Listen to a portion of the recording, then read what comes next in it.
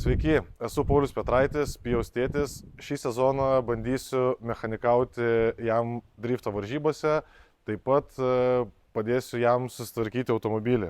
Apžiūrėjęs šitą automobilį, pamačiau, kad reikės daug didėti darbo ties body kitu, nes daugelis detalių yra sulaužytos arba stipriai sugadintos. Taip pat reikės pakeisti priekinę važiuoklę, išsukimą, nes jisai yra irgi stipriai apgadintas, sulankstytas ir taip toliau. Žodžiu, turėsim pakeisti dar ir alyvą ir visus kitus skysčius, kurie priklauso po žiemos. Tai žodžiu, nevyniojam į vatą, kimbam prie darbo.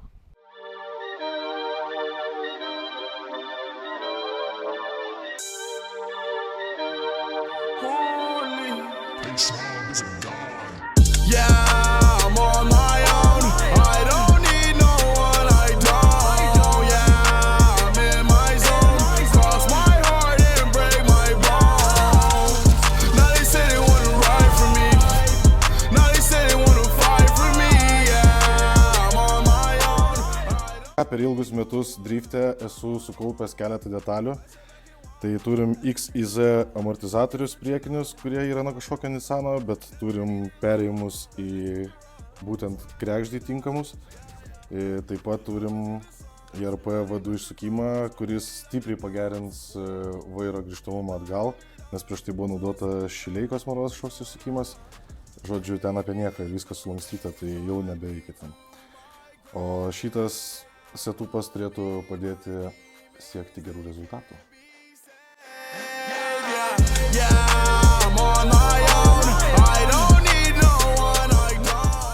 Na ką, darbai pusėjo, viskas renkasi. Kiek įmanoma buvo nusiklovėm karterį, variklį visą su briklineriu. Ir dabar žiūrim, galvojam, ko mums dar reikėtų, kad viskas pavyktų. See, I was all alone, forever kept it real if no one won't. Yeah, I am not a clone. You can have the cloud, you won't last too long. Yeah, gave you all my trust, kept you so close till it was day. Na štai su kokia problema susidūrime. Štai, stebulės buvo virintos, tiek viena, tiek antra, todėl netelpa mūsų IRP adapteriai. Dabar ieškome naujų stebulių, o jas jau suradome ir laukiame, kol jas atveš ir dėsim vėl į vietą.